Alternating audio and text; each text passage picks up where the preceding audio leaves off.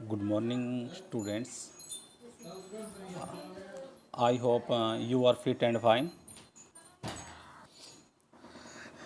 जैसे कि आप सबको पता है कि हमारा सिविक्स का जो पार्ट है, चैप्टर चला हुआ था हमारा पावर शेयरिंग, उसके 4 पार्ट्स में कंप्लीट हो गया है।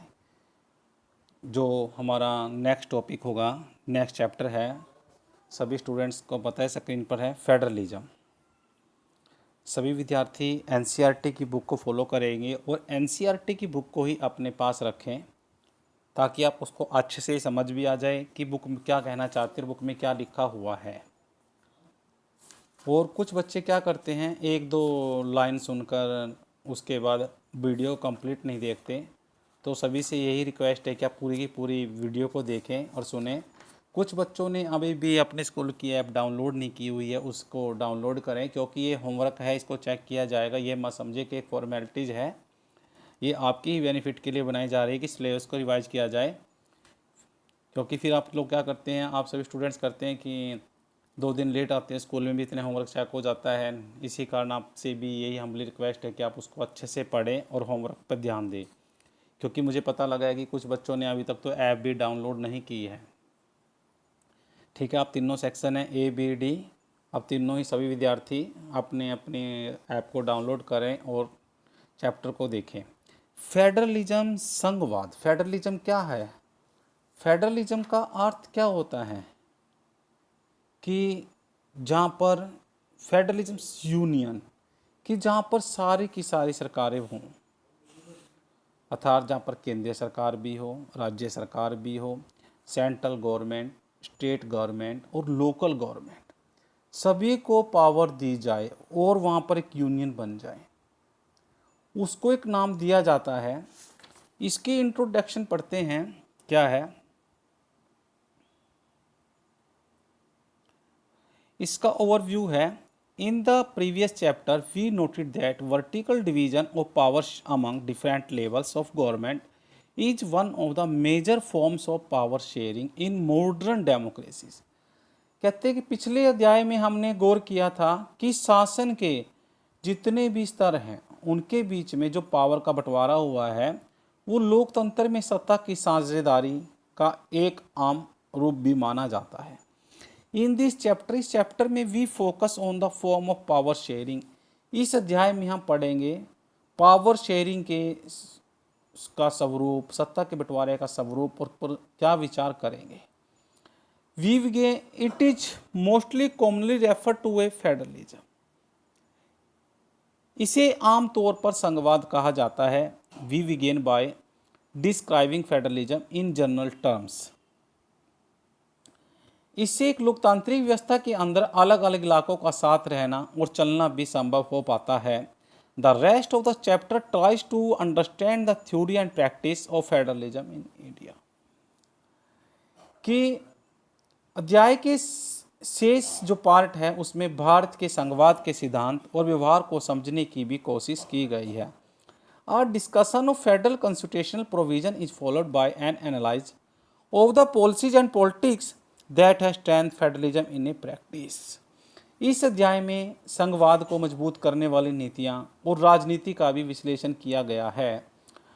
Towards the end of the chapter we turn to the local government and a new third Indian federalism. आपको बताया है कि जो फेडरलिज्म है उसमें 3 level, central government, state government और लोकल गवर्नमेंट, जो इसको 3 टियर सिस्टम भी कहते हैं और 3 लेवल भी कह सकते हैं।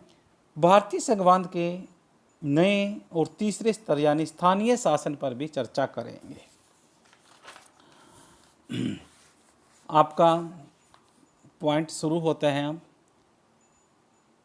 अब बुक को साथ में रखें, आप स्क्रीन पर आ गए, देखो व्हाट इज फेडरलिज्म। फेडरलिज्म क्या है? इम्पोर्टेंट चैप्टर है, ये भी शायद 3 या 4 पार्ट का ही है। हाँ लगभग बस, हाँ सर 4th 5th पार्ट में बन जाएगा, देखते हैं। Let's get back to the contrast between Belgium and Sri Lanka that we saw in the last chapter. हमने लास्ट चैप्टर जो पावर ऑफ शेयरिंग है उसमें हमने बेल्जियम और जो श्रीलंका के अंतर पर भी गौर किया। You would recall that one of the की changes made in the constitution of Belgium was to reduce the power of central government and give these power to the regional government। वही बात बताई कि बेल्जियम में संविधान में जो प्रमुख चेंज किए गए थे उसमें जो सेंट्रल गवर्नमेंट की पावर थी, शक्ति थी, उसमें कमी करना था और उसकी कुछ पावर किसको, स्टेट गवर्नमेंट को देना था। कहते हैं कि Belgium regional government exits in Belgium even a earlier. ऐसा माना जाता है कि बेल्जियम में उससे पहले भी प्रांतीय सरकार थी। They had their roles and powers, तब भी उनकी अपनी भूमिका थी और अपने अधिकार थे। But all these power were given to these government and could be withdrawn by the central government। परंतु ये अधिकार उनको केंद्र द्वारा दिए गए थे और इन्हें केंद्रीय सरकार वापस भी ले सकती थी। क्या कहा कि उन्हें जो पावर दी गई थी किसके द्वारा दी गई थी, सेंट्रल गवर्नमेंट के द्वारा, लेकिन उन्हें सेंट्रल गवर्नमेंट भी वापस ले सकती थी। The change that took place in 1993 was that the regional government were given the constitutional power that were no longer depend on the central government। 1993 में कुछ ऐसे बदलाव हुए, चेंज आए, जिसमें प्रांतीय सरकारों की कुछ संवैधानिक अधिकार दिए गए और इन अधिकारों के लिए प्रांतीय सरकारें जितनी भी थी अब केंद्र सरकार पर निर्भर नहीं रहेगी। Thus the Belgium shifted from a unitary to a federal form of the government। इस प्रकार बेल्जियम ने एकात्मक शासन प्रणाली की जगह संघीय शासन प्रणाली अपना ली, अर्थात फेडरलिज्म सिस्टम को अपना लिया था। लेकिन कहते हैं कि श्रीलंका कंटिन्यू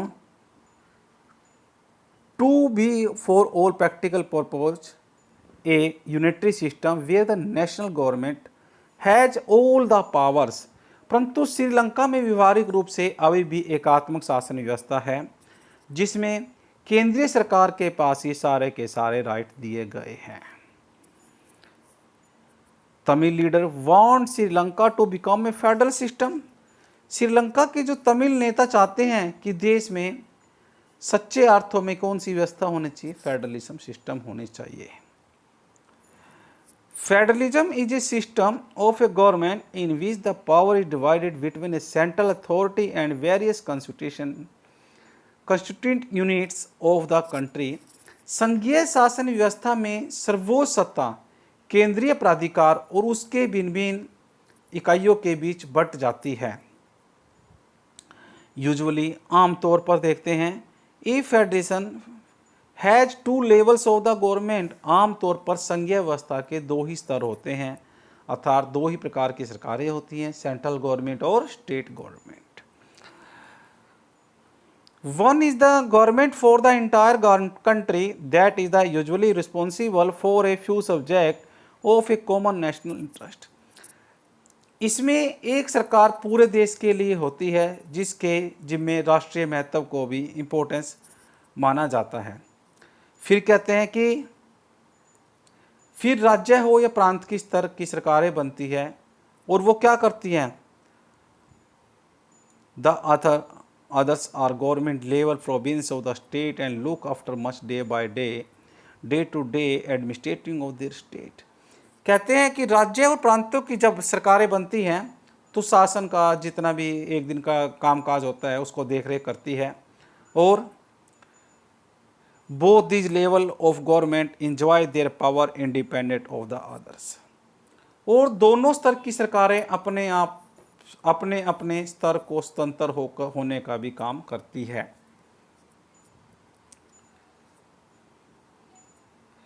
इसके नीचे देखो अब एक मैप दिया गया है।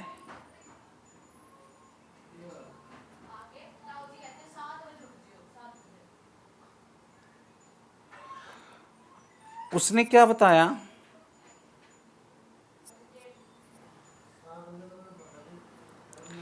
ये बताता है जो मैप दिखाया गया है, दो ओनली 25 द वर्ल्ड और 93 countries have a federal political system. कहती दुनिया के लगभग 193 कंट्री के अंदर 193 कंट्री में से लेकर 25 कंट्री ऐसी जिसमें फेडरलिज्म सिस्टम है।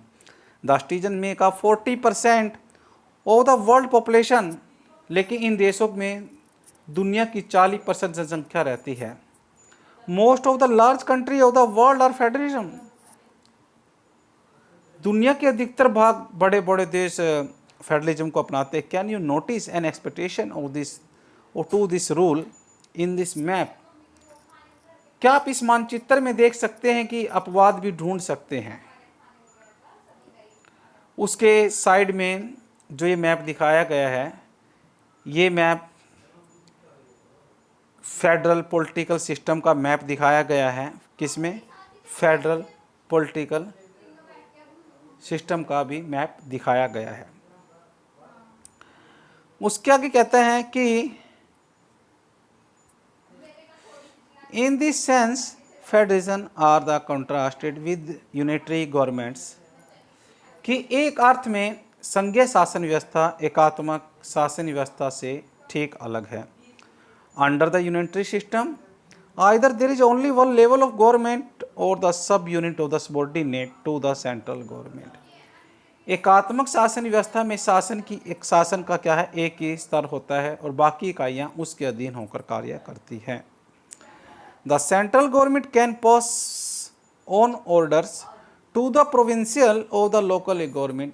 इसमें केंद्रीय सरकार, प्रांतीय सरकार और स्थानीय सरकारों को आदेश दे सकती है।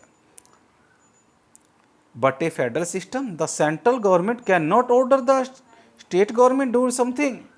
कहते हैं कि संघीय व्यवस्था में केंद्रीय सरकार राज्य सरकार को कुछ खास करने का आदेश नहीं दे सकती। क्यों नहीं दे सकती? क्योंकि फेडरलिज्म सिस्टम में क्या होता है कि जो स्टेट गवर्नमेंट होती है उसके पास भी अपनी पावर होती है। State government has power to its own the for which it is not answerable to the central government, कि राज्य सरकार के पास अपनी पावर होती है और इसके लिए वह केंद्रीय सरकार को जवाबदेह नहीं होती। Both the governments are separately answerable to the people, और ये दोनों ही सरकारें अपने अपने स्तर पर लोगों को जवाबदेही देती है। पता लगे बेटा? उसके बाद बताया गया है कि let us look at some of the key features of the federalism, कि संघीय व्यवस्था की कुछ महत्वपूर्ण विशेषताएं हैं जिसके ऊपर चर्चा करेंगे। सबसे पहली बात तो आपको पता होना चाहिए, फेडरलिज्म सिस्टम क्या है। फेडरलिज्म उसको कहा जाता है जिसमें 3 लेवल पर गवर्नमेंट होती है, सेंट्रल गवर्नमेंट, स्टेट गवर्नमेंट और लोकल गवर्नमेंट्स। लेकिन जो पावर होती है, सेंट्रल गवर्नमेंट को अपनी पावर होती है, स्टेट के पास अपनी पावर होती है और लोकल गवर्नमेंट्स के पास भी अपनी पावर होती है।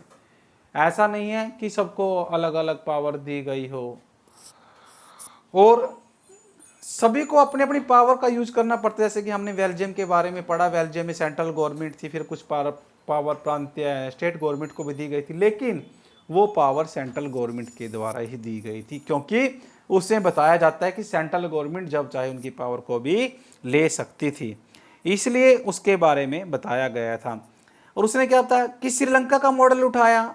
श्रीलंका में इस चीज़ को नहीं माना गया, लेकिन बाद में बताया गया कि जो श्रीलंकन लीडर थे, श्रीलंका में जो तमिल लीडर थे, वो क्या चाहते थे कि श्रीलंका के अंदर भी क्या होने चाहिए, फेडरलिज्म, यूनियन फेडरलिज्म सिस्टम होना चाहिए।